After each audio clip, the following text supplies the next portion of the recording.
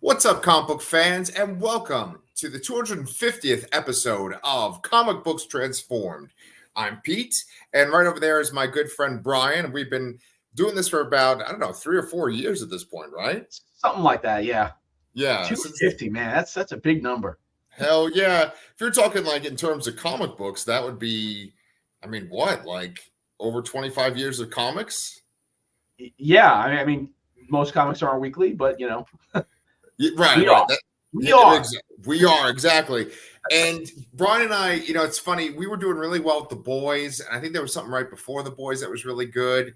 Then, we were in the Acolyte when we were doing The Boys. And then Umbrella Academy wasn't that great so far. We also covered a DC Tomorrowverse movie that was kind of lackluster. So now I'm excited, though, for our 250th episode to be able to talk about something I think we both really enjoyed. Yeah, I think we enjoyed it so much that we both watched all 10 episodes within a week. Yeah, I just flew through this. We're usually pretty anti-binge on this channel. We like to do things like one episode at a time. But this show was just like really easy to get through. And yeah. Very well said. Very hard to put down. Yes. And it's worth talking about this show while everyone else is talking about the show, because I think it was just something special. Yeah, agreed. So I don't know about you, but I feel like this show, you could take any episode from it and just stick it into Batman the Animated Series, and I feel like it would match up. Yeah, it's totally 100%. Obviously, they use some of the same characters, but a lot of the times they're using very different characters or very different versions of characters. Yes. Like the first episode has a female penguin, which I kind of loved. Yeah. I love that she was like a singer in like the Penguin Club and all that and everything. I thought that was fantastic. Yeah, I actually really liked every single change. I really liked the show. There was just one part that bothered me, and we'll get to it. We kind of already like talked about it in our little chat, but we'll get to that. That's kind of later in the series. But for this first season, and I guess the show in general, I kind of consider this show to be like the comic Gotham Central, which is one of my favorite comics I've ever read. It was right when I got back into comics, and it was basically about the Gotham Police Department and Gotham City, and Batman was like a background character. Did you ever read that book? I have not, unfortunately. It's funny because I had such high hopes that the show Gotham was going to be that. Yeah. And it was not. And I did not like that show at all. But yeah, you definitely get the vibe that Batman is not necessarily the main character here. He's not constantly on screen. We get a lot of character development from a lot of different characters across these episodes. So I actually really appreciated that Batman was only in, 40 to 50% of each episode, maybe. Yeah, that sounds about right. Not only that, but you really get a sense of Gotham City as a city. And it's not this like over the top kind of comic booky kind of city. It's a very realistic city that's, I'm assuming, set in the 30s. And you just kind of get a sense of like what it would be like to be a citizen there. Yeah, no, I like that they feature different areas of the city, and they talked about a lot about the politics in the city. Right. And we had the whole mayoral race as well. It really felt like a more serialized Batman the Animated Series from the earlier seasons. Yes, yeah, it has that kind of X-Men feel where like all the episodes kind of play into each other. And yeah, like they can stand alone, but they definitely build upon each other. Batman the Animated Series more so felt very standalone. Yeah. So there is one thing that reminds me of Batman the Animated Series, probably more than everything else in the show, which is that Hamish Linklater, the actor that voices Bruce Wayne and Batman, I almost feel like he's doing a Kevin Conroy impersonation. What do you think? 100% agree. Yeah. It's pretty solid, I'd say. Yeah. I still can't put my finger on how I feel about it. Okay. Obviously, like if I'm reading a Batman comic, the voice I hear is Kevin Conroy. I don't think that'll ever change. Ditto. And I think it's like perfection, honestly. I completely agree. I mean, how many different ways can you do it? I think maybe the intention was to have Kevin Conlon in the show. Maybe Yeah. that's why we chose to do and kind of honor it. Yeah. Do you hear Mark Hamill's voice as the Joker when you read a Joker comic or a comic with Joker? Yes. Yeah. Nice. What do you call Although I will admit, depending on which version of Joker, maybe the Dark Knight version slips in sometimes. Right. I was gonna say that there's so many different versions of the Joker, so many different interpretations just in the regular DC universe. Yeah. So you kind of the voice is based on what version of the Joker we're getting. Yeah. So another thing, so if we can talk about differences, Batman is pretty fucking mean to Alfred, who he calls Pennyworth. He's a total dick to Alfred. Yeah. And he calls him Pennyworth the whole show, with the exception of the very end there. But yeah. Yeah. That was jarring. It was a little jarring, but I take it that this is early in the career of Batman. Maybe not quite year one, but around that time frame it feels. So it's I like to see the character grow and change. Like I'm happy that he started off one way and he changed his ways. Sort of, it shows growth. And I feel like, we've all seen and read so many interpretations of Batman. We're all so used to this kind of a status quo. It's nice to see the character grow, honestly. Yeah. And I can understand why he is mean to Alfred in this version. We could kind of start getting into spoilers at this point. There is one episode where they flash back to the night that Bruce's parents are killed, and Alfred's just kind of like cleaning their car. And I could see there maybe being some kind of resentment that like Alfred wasn't around the night they got killed. Also, like Bruce just seems like a lot more serious and angry in this than almost every version besides maybe like the Robert Pattinson version. And so like there's this one part where he goes into Alfred's bedroom when he's a little child and he's like, I'm gonna make them all pay. And he's like a little kid. Yeah, that was creepy.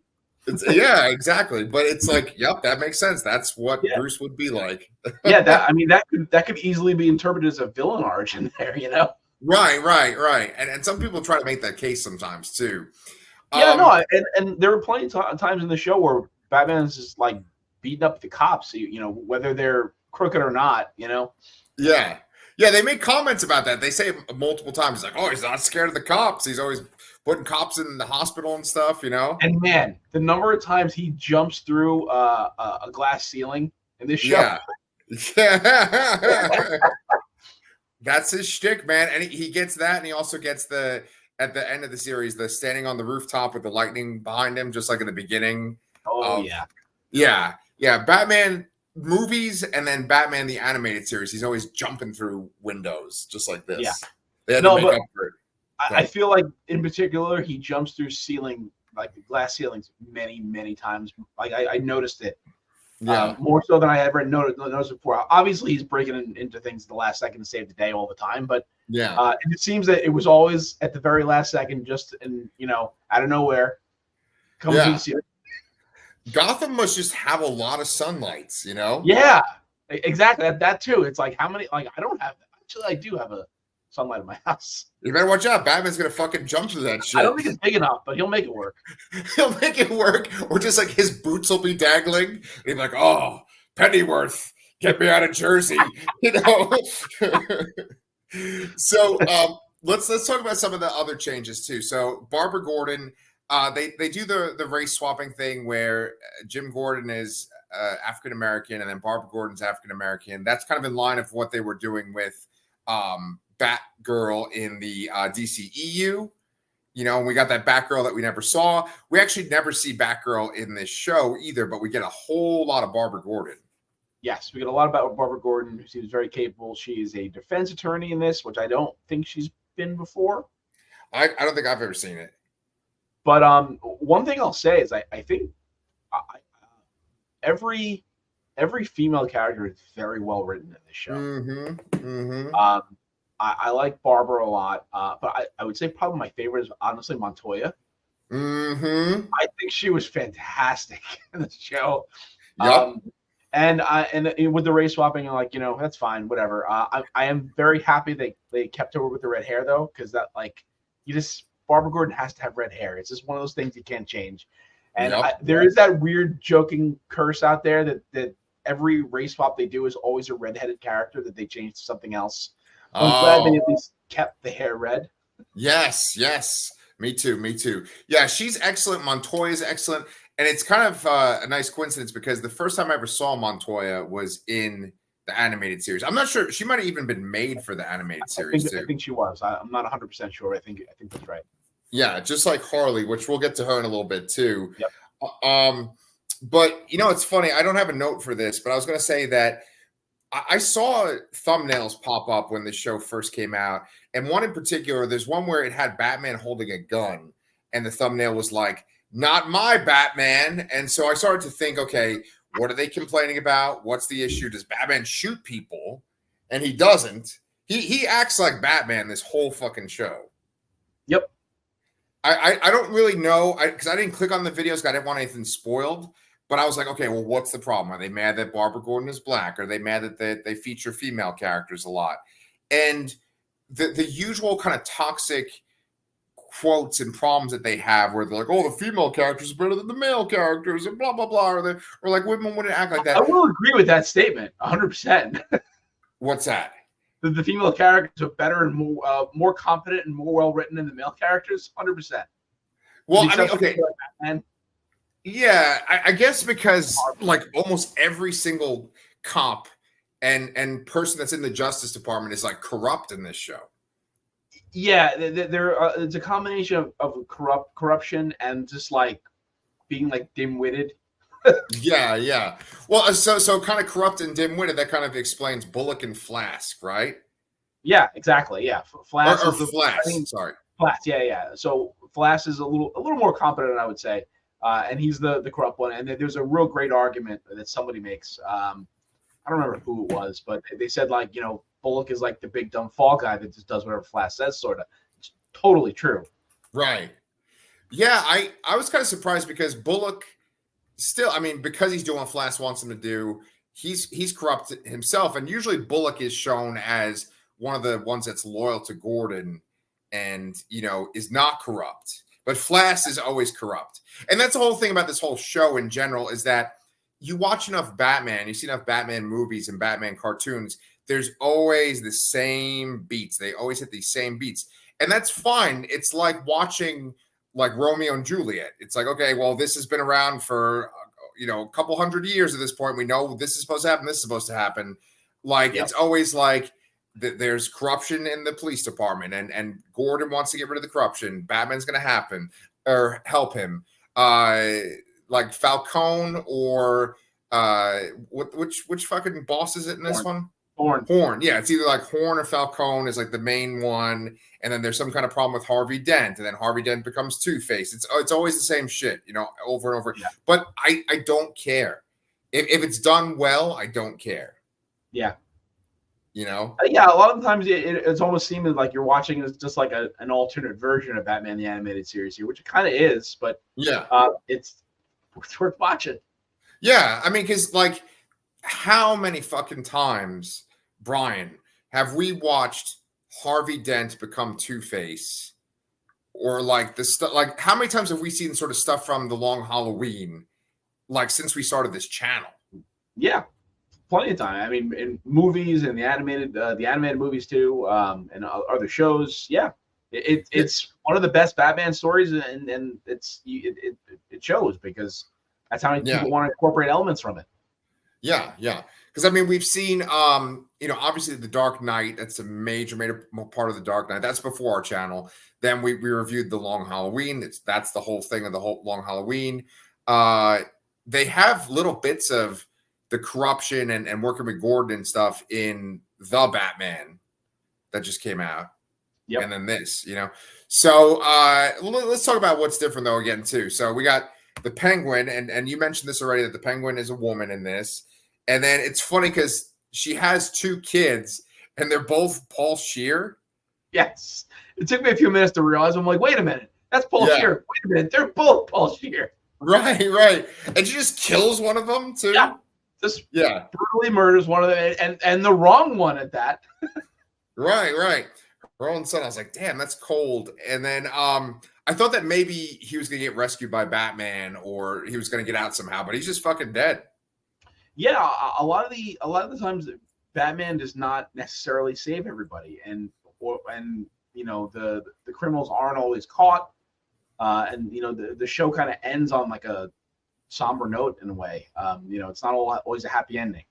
Yeah, yeah, agreed. And I'm totally on board with that. I fucking love this show.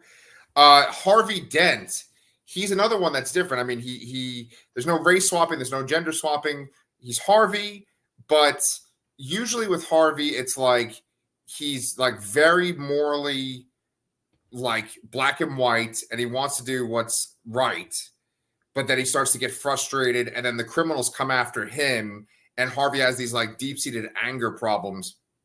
In this, Harvey's more like I don't want to say he's corrupt, but he's like he's power hungry and manipulative. Like what do you think of Harvey in this? Yeah, he doesn't have as hard of a line of following justice and observing that. Like he's a little more willing to bend the rules, I think. Yeah. And he definitely is more ambitious. I don't recall. I mean, he's run for mayor. Has he run for mayor before and other things? I think he like runs for district attorney. Yeah, that's what I'm mixing up. So he never runs. So he has grander aspirations in this, I think here, and that's we eventually see him kind of give in, and he goes to Boss Thorne for some help. I don't know exactly what he did necessarily. I also don't know how Thorne was helping both the current mayor, Mayor Jessup, and him at the same time, and what that does. Like, wouldn't that be the same thing? I mean, I get the idea of why, because he wants to have either in his pocket, like why he'd help them, but I don't know how he could help both of them to an effective degree. Right, right. And in the end, it kind of doesn't matter because it's like, oh, we know what this is heading towards. He's going to get some kind of acid or he's going to get burned, and he does eventually get it. Another big change, this is another actual race swapping thing too, is Harleen Quinzel. They made her look like she was like East Asian of some kind of descent, right? Like she was like Chinese or something. I mean, you can't tell because it's like artwork, but like she's played by Jamie Chung, who I think is like some reality star. Do you know her at all? Or she was she's been in something. Wasn't she? She was on The Gifted, wasn't she? Oh, is that like X-Men show that? Yeah, it had like Polaris and like Blink and the Stepford Cuckoos and something like that. Oh, I never watched. Did you watch that? I didn't watch it. I heard it wasn't bad. I never got around to watching it. Yeah, I didn't. I don't think I had FX at the time, which was what it was on. So. Oh yeah. So that's interesting. Okay, well, I guess she's an actress. Then I saw that she was like on reality shows, but her version. I think she might have been from like Road Rules a long time ago or something like that. Exactly. That's what I saw. Yeah. So like her version of Harley is really interesting because she's this very competent psychiatrist, and we see her. It was actually a really cool dynamic. It's not like she's in Arkham and then we see the Joker and then she becomes Harley. It's like she's got her own kind of private practice. She's already got a relationship with Barbara Gordon because Barbara uses her as like a expert or a consultant. And then she gets to meet Bruce because Bruce randomly just punches a guy at a party. Yeah, well, the guy did insult his mother. So not a good call. Yeah. And so she seems a little off, and you're like, okay, well, we're going to probably get an episode eventually where she encounters the Joker and the Joker's going to corrupt her. But this is a Harley that is like completely removed from the Joker. Yeah. I also kind of like this version too. Shit. Yeah. Same here. So she's got her own thing in there. She's kind of punishing her patients. Yeah.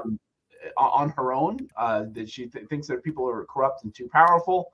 And I think one of them like almost is acting like they're like her butler or something like that in a way. Right. I don't know.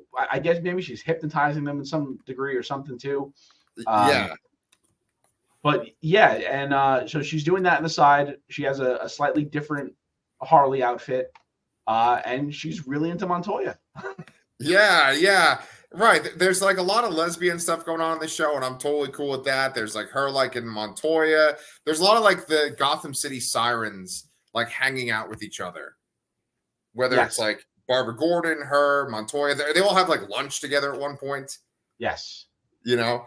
But I liked the whole thing with her. Like, it's definitely the kinkiest of all the episodes where, like, one guy, she's just like tickling him until he submits.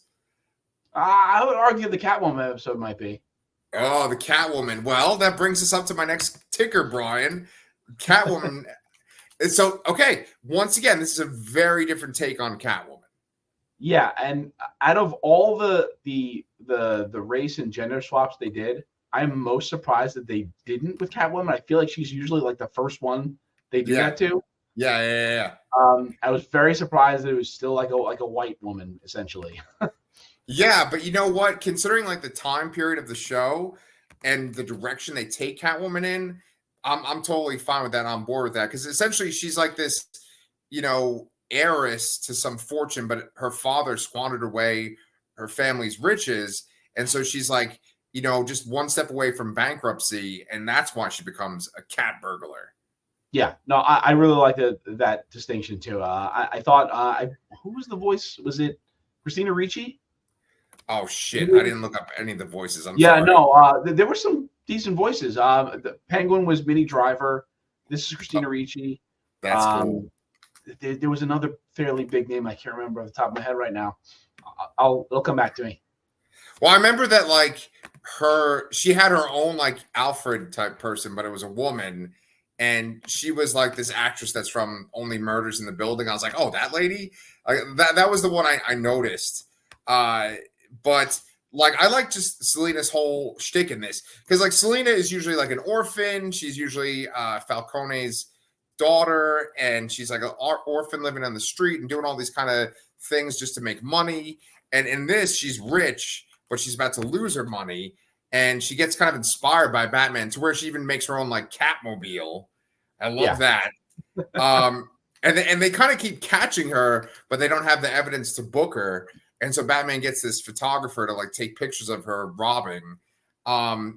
It's cool. Wait, wasn't that E. O'Brien? Wasn't that? Oh, he was the photographer? Wasn't it? Oh shit. That's what happens when you binge stuff so much. Yeah. I remember you mentioned him. Like there's so many fucking like random name drops and stuff, Yep. And like fucking Killer Croc just shows up randomly in this like Killer Croc, Papa Midnight, Plastic Man. Yeah. There's more than that too. I can't remember anything else. Yeah, well, maybe they'll come up while we're talking about some other people. Like one random character I was not fucking expecting at all was the Gentleman Ghost. Yeah, I was only very vaguely familiar with Gentleman Ghost. I'm like, wow, they're like, and that was the episode too. It was like this show is so grounded, and now we have ghosts. Yeah.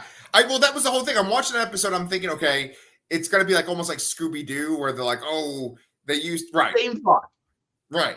But then he goes through a fucking wall, and I'm like, the 1930s. I don't think they could pull that off. Yeah, no, I thought I was still on the fence when he drives in the alley and he disappears. Yeah. It wasn't until when Batman punches him and his fist freezes that I'm like, oh, this is legit supernatural shit. Right. Yeah, then fucking Papa Midnight shows up, and that's a fucking Hellblazer Constantine guy. Yep. I'm like, oh, that's fucking cool. Yeah.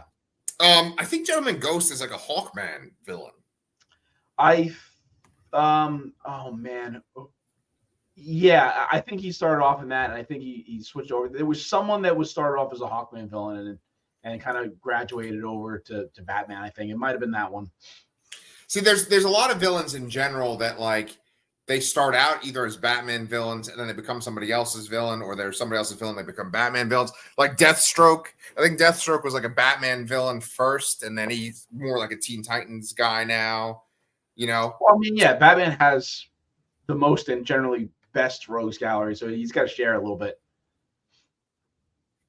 Yeah, right. And Solomon Grundy often gets kind of lumped in there because I think that like Green Lantern, the original one, Alan Scott, is from Gotham too, but it's just because it was called Gotham and not like it wasn't like intentionally he was in the same city as Batman, Yeah. So we have like some Justice Society crossover there too. Then you just got weird fucking villains and stuff like Onomatopoeia, he was created by Kevin Smith. Did you ever read that run that has him in it? I have not read any of the Kevin Smith Batman. No. Did you ever finish the second one? That wasn't that the big controversy, or was that the Spider-Man one you didn't finish? I think it was the Spider-Man one with the Black Cat. Okay. Yeah, that's right. But like Onomatopoeia, just like in the show, he has this thing where he doesn't talk at all, but he makes like the sounds that you'd expect from sound effects, like bang, and at one point he goes like dun dun dun in this episode. I liked that episode a lot because the end of that episode, it's an episode where you think that the bounty hunters or hitmen are all trying to get Jim Gordon, based on a guy that's locked up, I think in Blackgate. And then because they say they're going after Gordon, they're actually going after Barbara Gordon. And the end of it is very much like the end of LA Confidential. Did you ever see that? I have not. Brian, do you think maybe I should ask you like 4 more times? Have you read this? Have you seen this? And you'd be like, no. Answer. One of these days I'll say like, yeah, I saw that or I read that. Right. Okay, well, I don't want to spoil LA Confidential for you because it's fucking amazing. But the end of that movie, and I guess the novel, is very similar to the end of this episode with Onomatopoeia. Okay. Yeah. And then what sucks is that another person who's another fucking cameo, he ends up being a traitor in that episode. Yes, Jim Corrigan was on the take. You didn't expect it. Did you think that he was going to get killed before that and that he was going to become the Spectre? I guess it's hard to say because the supernatural stuff is one thing, but the Spectre's like another level of that. Right. So it's like I don't know. Right. Yeah, I thought he was going to be a good guy, and then he just goes to fucking kill Barbara at the very end there. Yeah. All right. Well, we're finally up to the one part of the show that bothered me, and that is this is once again with the cameos, but like every fucking orphan that's at this circus is a Robin. Okay, so they only gave first names to 3 of them. Right. The only one that had a full name was Stephanie Brown. Right. I mean, you can definitely infer they all look like them. Like, Dick has the black hair, and then they went with the redheaded Jason Todd, which I don't know when that changed. Right. Because he for the longest time he looked exactly like Dick. Right. So, but I guess they wanted to make a distinction between them. And at least Tim, who's not mentioned, Tim's a bit shorter, so you can kind of say like, oh, that's how they're different. And then, Carrie has the slingshot and everything, so it's very clearly. I don't know if it's actually supposed to be them, or it's just like a little Easter egg to catch. I'm not really sure where I stand on that. If they're gonna dismiss the idea of Robin in this, I guess I don't know. Sometimes I have a hard time with Robin in the more grounded Batman stories because ultimately it really is like a teenager running around getting shot at in a bright costume. Yeah, it definitely kind of takes away from it being grounded because you're putting a target on a child against gangsters with guns. Yes. Like you're wearing all black, and then they're wearing a bright yellow cape. Red, green, and yellow, like the most visible fucking colors. Yeah. It's a fucking street light.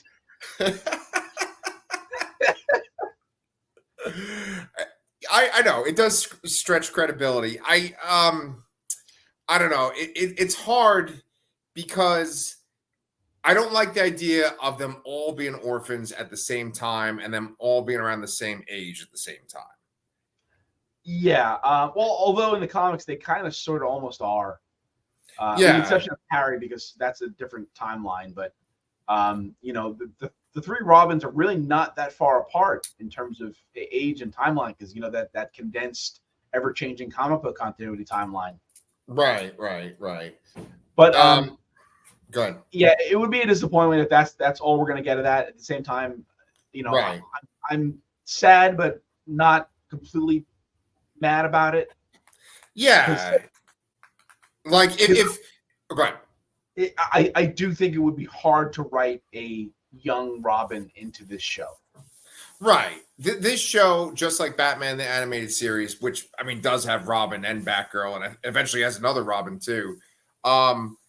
This show works the best, and Batman the Animated Series works the best when there's really no Robin at all, and it kind of has more DNA with like the Michael Keaton Batman movies. Yeah. Like they were going to have Marlon Wayans play Robin in one of the Michael Keaton movies, and they didn't. And I'm actually really glad. It just works where it's just Batman and not Batman and Robin. Yeah, he was supposed to be in Returns, and I believe he still gets a paycheck from the residuals from that.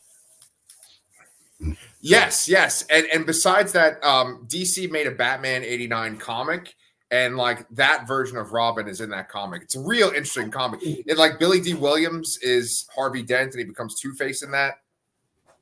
Ooh, I might have to go check that out. Yeah.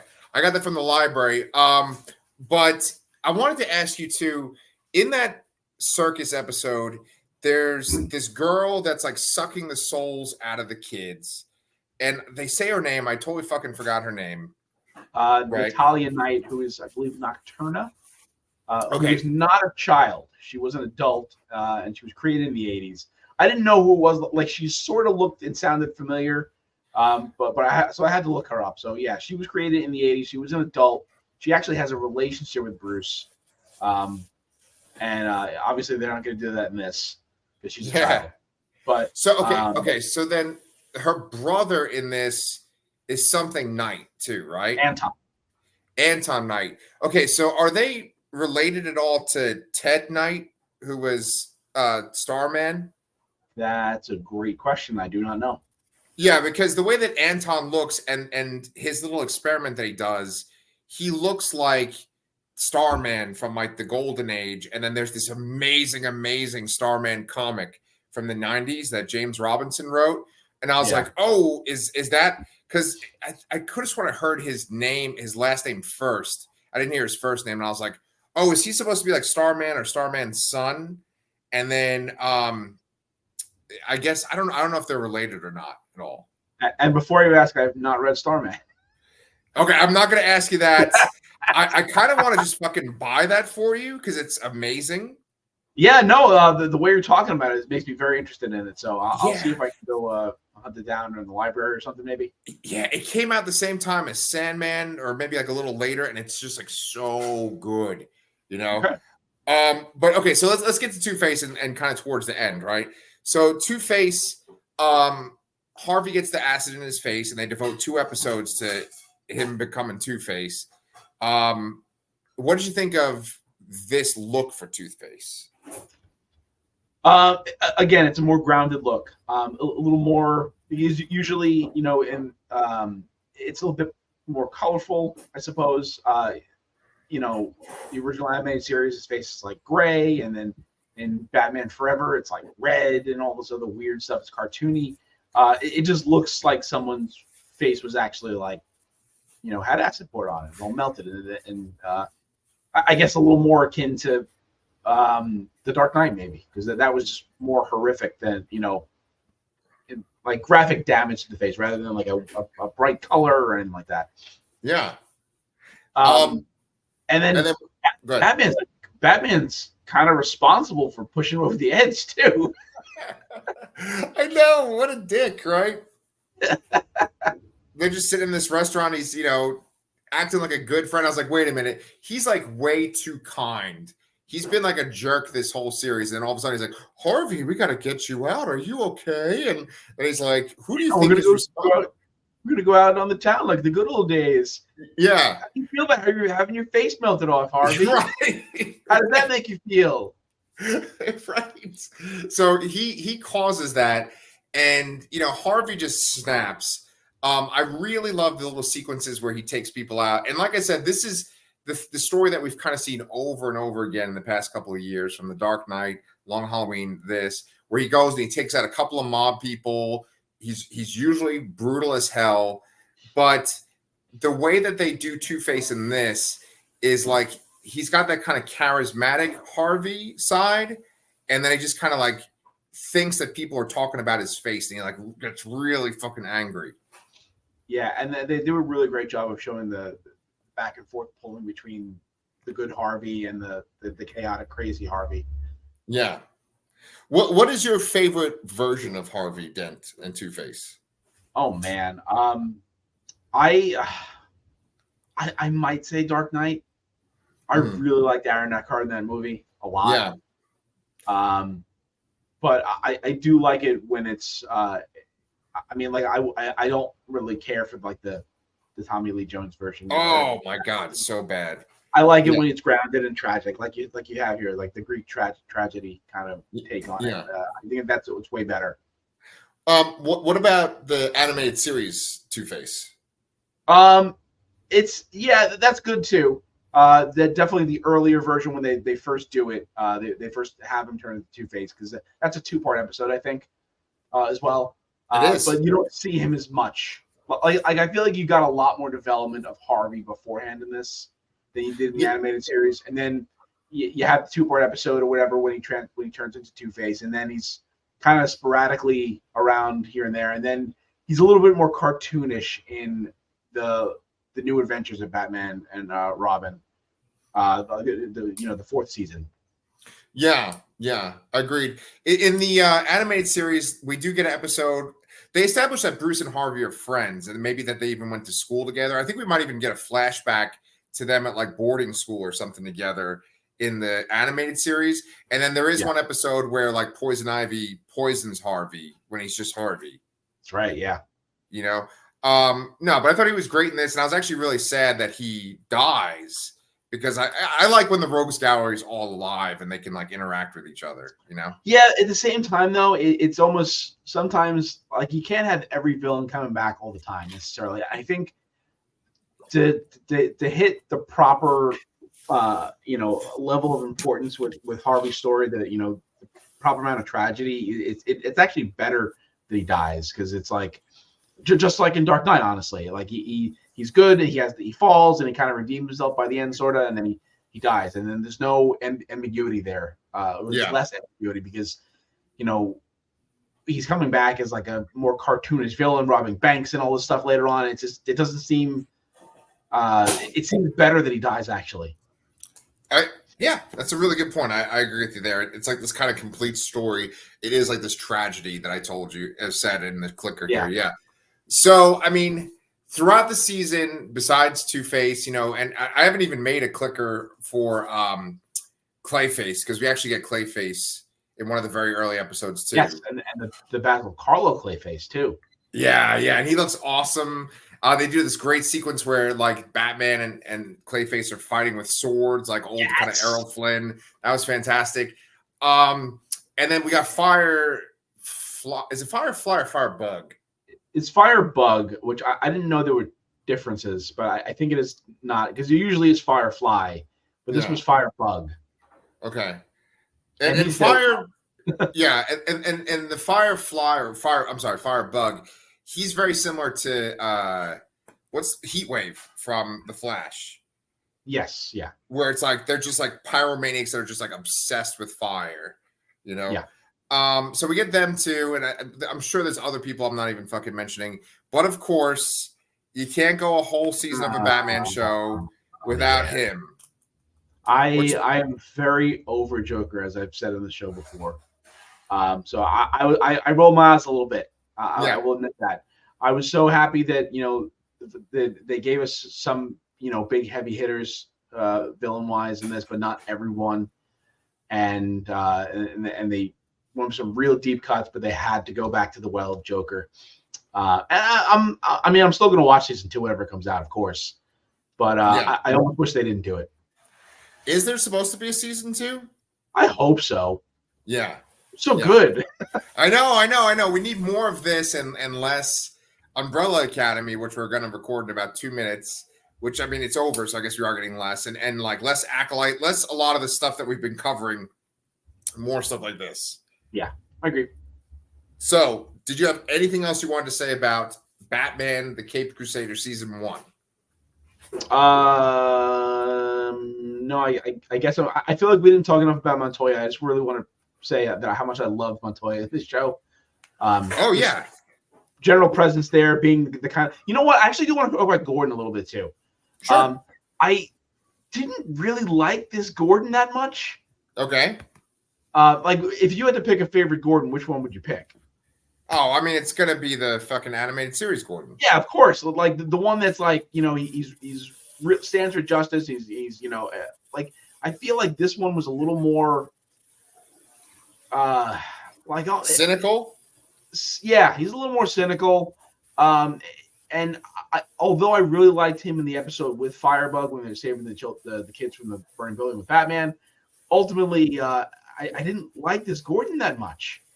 Yeah, well, I think that if we're talking about that trope that the kind of toxic reviewers get on about, like how the male characters are incompetent and the female characters are doing really well, I think Gordon is the closest example of a main character like that, where he just is kind of defeated and he's kind of overwhelmed with the corruption in the city, whereas like Barbara and Montoya are like really fighting the fight in this.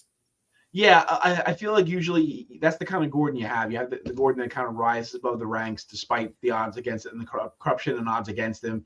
I don't feel like this is like the cop Gordon. This is like a more bureaucratic Gordon, yes. I guess.